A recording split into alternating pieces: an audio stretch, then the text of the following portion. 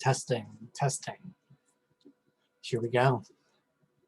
Hello, everyone. If you are watching this video, you are watching not the real recording of my honors thesis presentation that unfortunately I forgot to do. So you are seeing me re-record it again because I realized there was a lot of people who didn't get a chance to see and also wanted to see my work from themselves. So I thought I would give the presentation again, and I hope you guys enjoy it.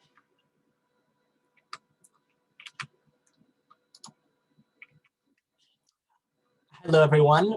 My name is Alexander Jensen. I use the pronouns he, them, and welcome to my honors thesis presentation titled That's the Thesis, the Effects of Gender Minority Labels on the Perception of People. Before we really get in today, I want to start with a land acknowledgement.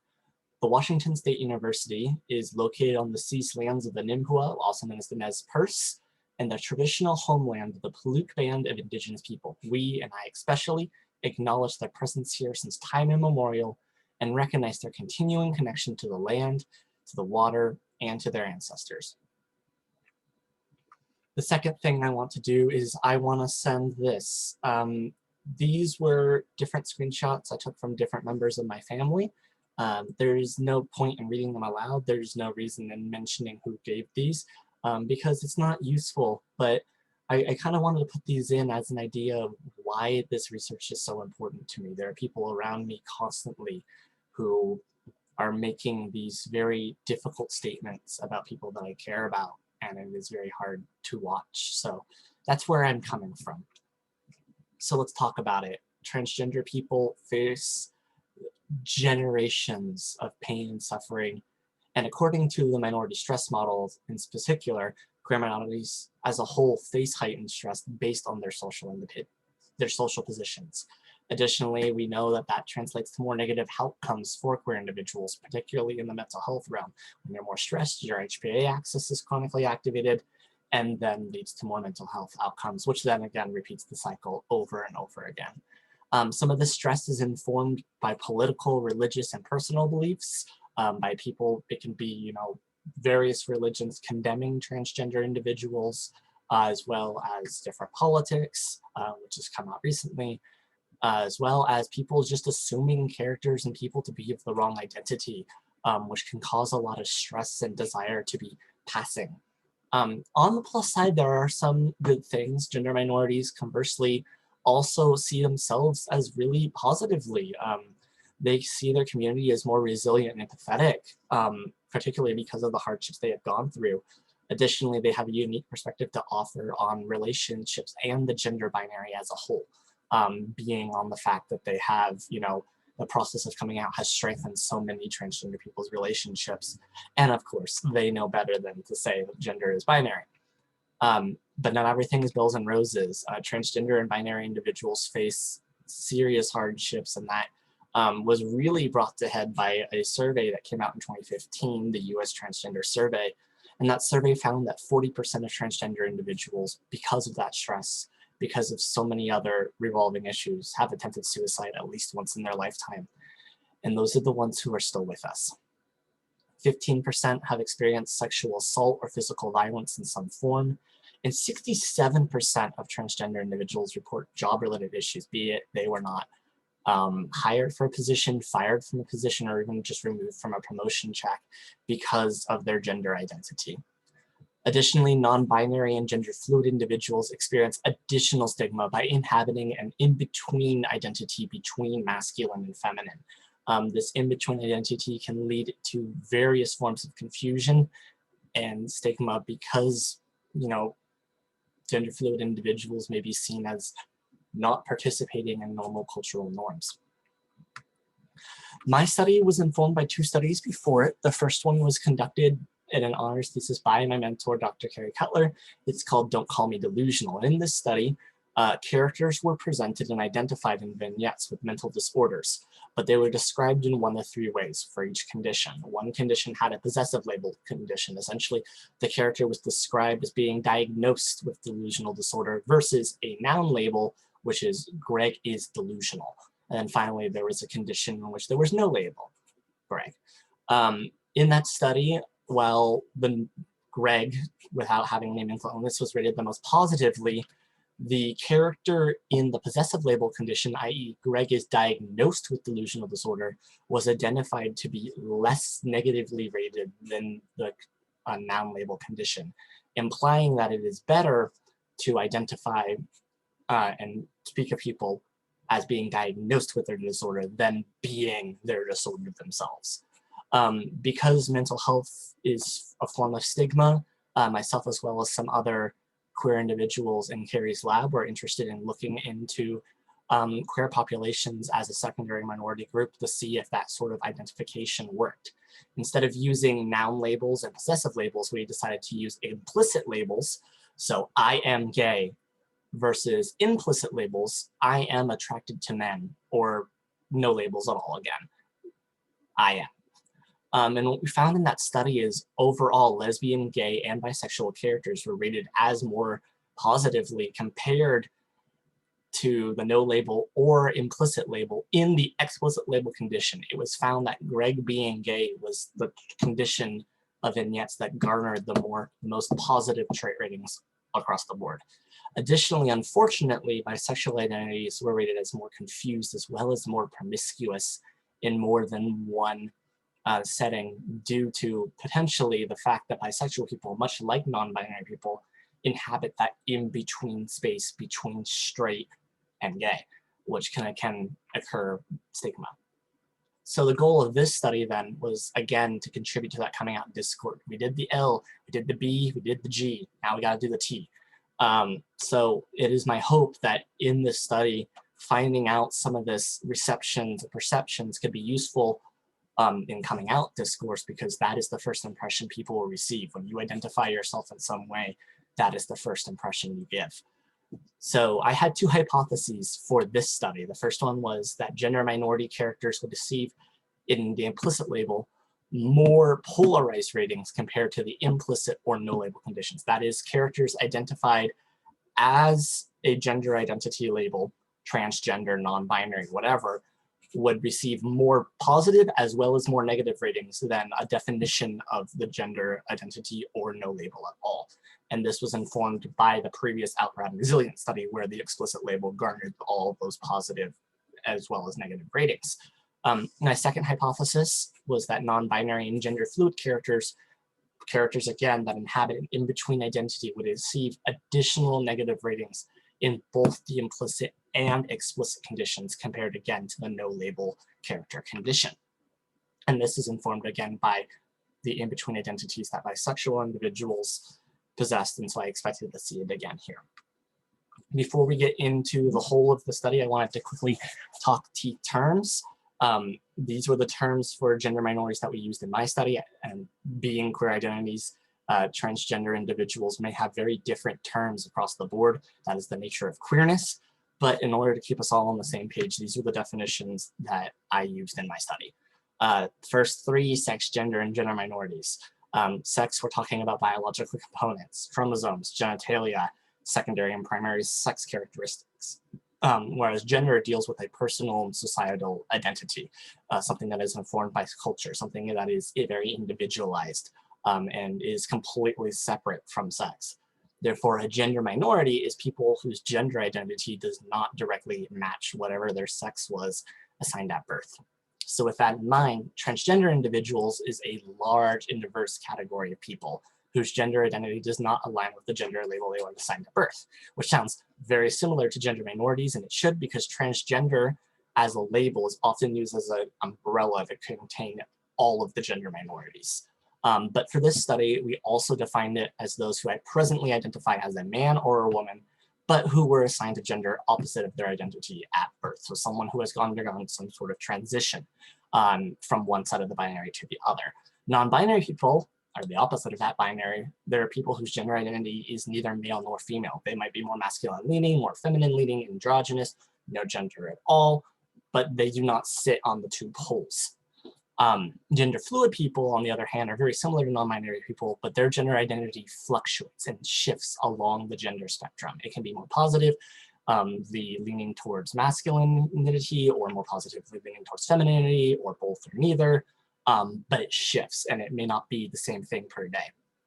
And finally, cisgender individuals are people whose gender align with their gender label assigned at birth. If you've never met a cisgender person, you probably are one, because that is the majority of the US population as a whole. Moving forward from here, let's talk about our methods. So our methods consisted of just under 500 undergraduates at Wazoo. They were recruited using SONA Systems, which is the psychology subject pool.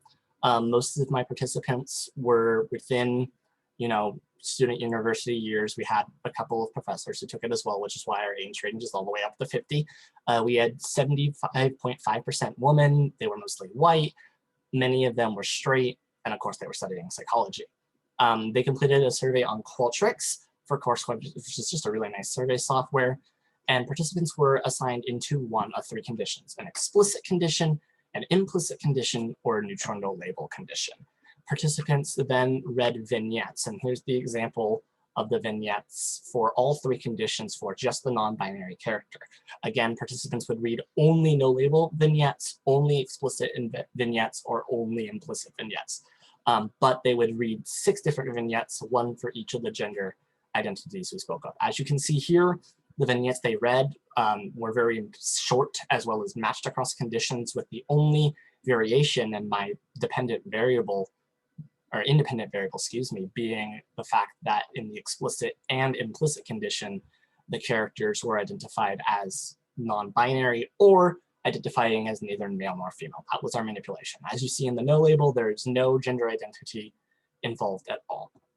So participants read 6 vignettes briefly describing a transgender man, a transgender woman, a gender fluid individual, a non-binary individual, as well as a cisgender man and woman, which we included for control.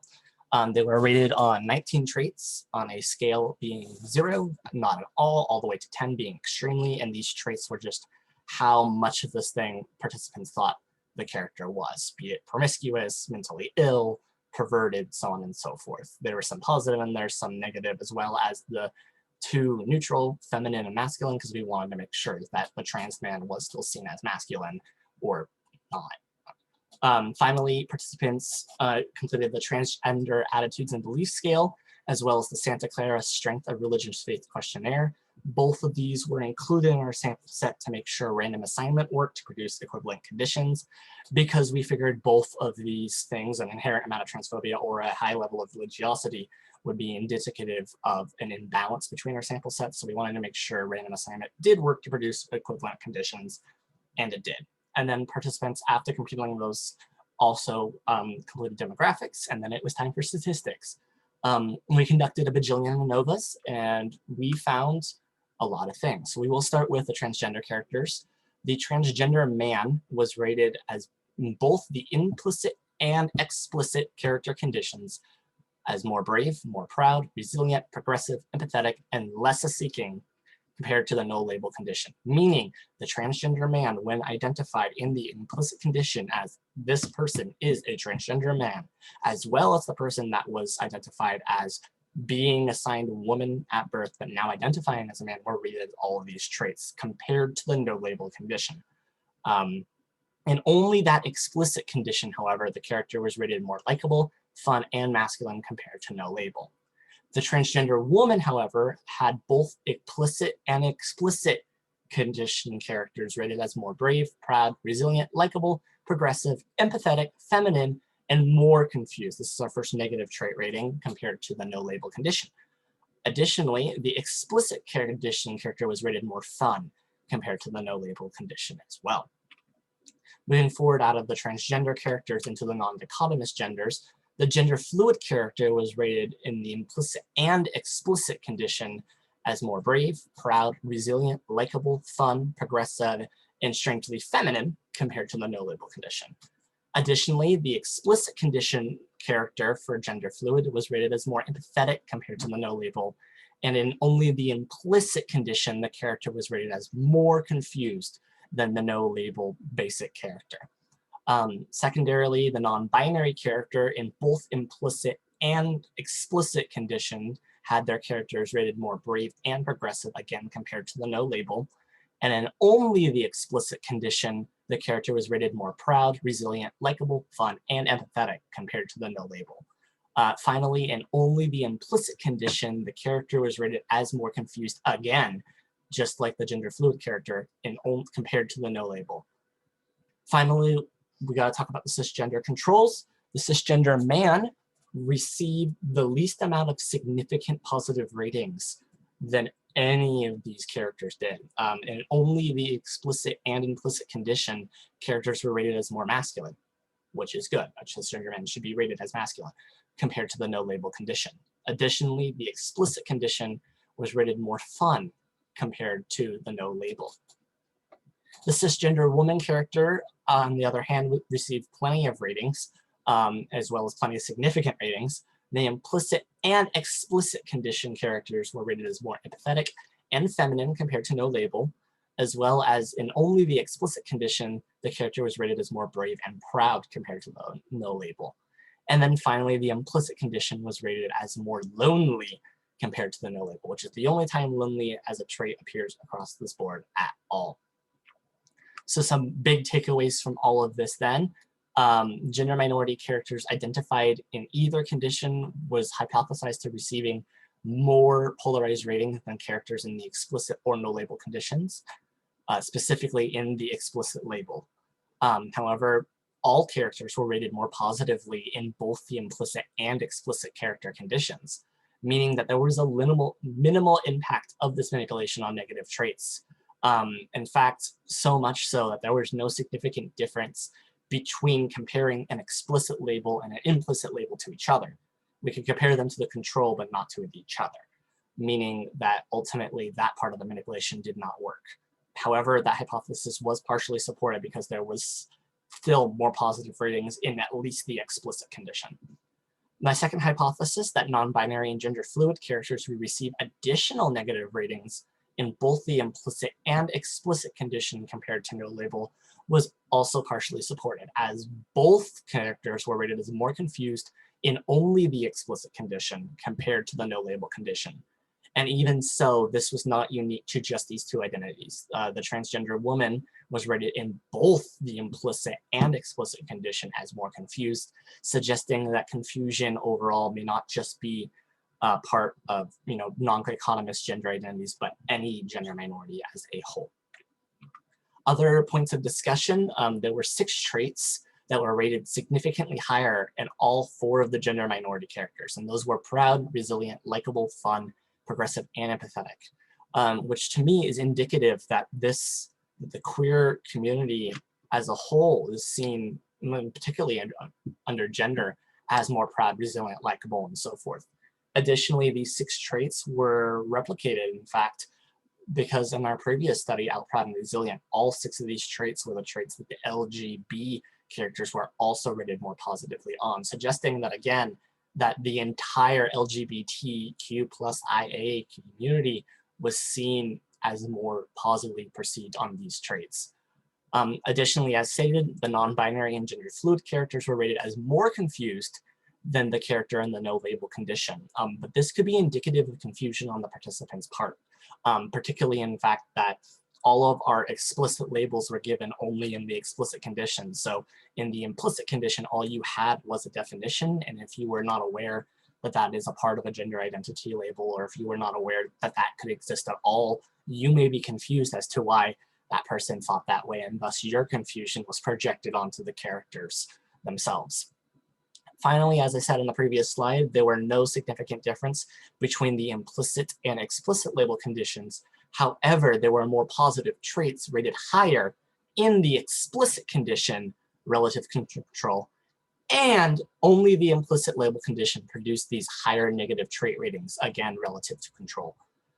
This suggests a more positive experiencing and identifying with an explicit label. If you're going to get more things from saying I am transgender than saying I used to identify as a woman, but now I identify as a man, then by all means say I am transgender. There were some limitations of this study. In particular, I like to put this image of the transgender umbrella and all those flags. You saw some of the flags in the previous pages. There are more flags here than there are there. Because there are many more gender identities than the scope of this study handled. We look at 6, and 2 of them were not gender minorities. There are so many more, and that is the nature of queerness.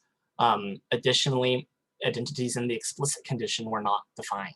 That was the whole point of our manipulation. The definitions were in only the implicit condition, but that means that in the explicit condition, gender identities could have been conflated. When we said non-binary, a person might have been thinking agender or demigender or the like, which means they could have garnered slightly different ratings for something we weren't measuring. Finally, there was a sample set majority of cisgender white female psychology students, which limits the generalizability. There's no way that these ratings that we've seen are indicative of what we would expect to see in the Deep South or by ratings of people who are much older than a college student.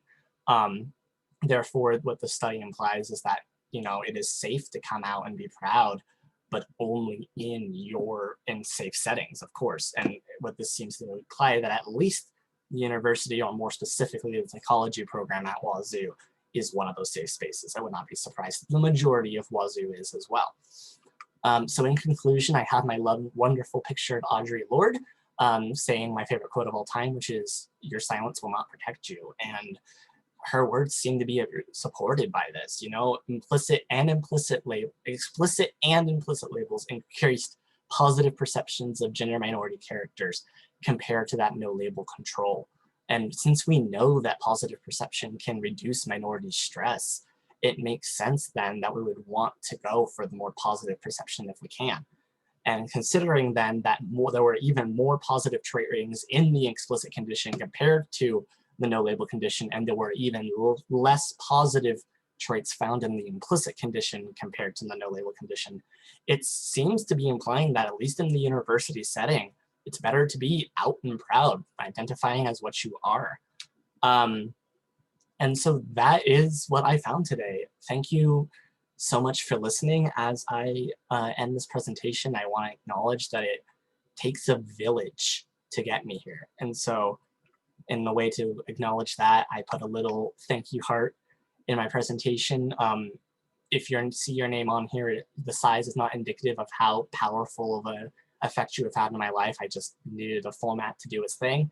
There are a couple people I do want to point out specifically. My thesis advisor, Dr. Carrie Cutler, has been with me through thick and thin, and she really did bring that here today, so I wish to thank her for that. Additionally, all the members of our lab have been helpful in some way, shape, or form. Nicholas Golodsky in particular, who started me with statistics, Amanda Stuber, who was a constant cheerleader in this whole process, as well as being my fashion stylist for both today as well as when I gave the actual presentation. And then my biggest thank yous go to Kyle Schofield, who was my graduate student mentor and really helped me write this whole thing and gave me very unique insights that I will be appreciating for years to come.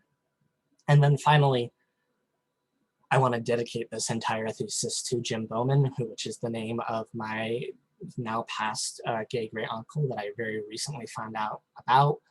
He passed away from AIDS, and I like to think that I am carrying on his legacy in some way by doing this work.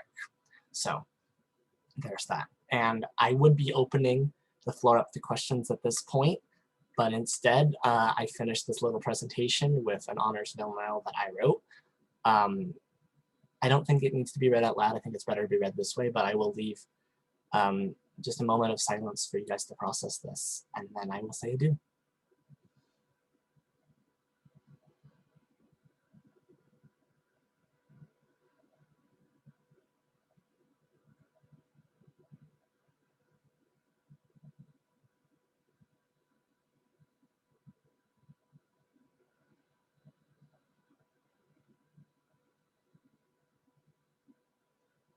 So again, if you are watching this, I'm so sorry that you weren't able to see the real presentation, but I hope this helps you get a glimpse of the thing. I love you all so much. Please take care of yourselves and please help out, you know, so many brothers and sisters and non-binary pals who need our help right now. Thank you so much and have a great rest of your day.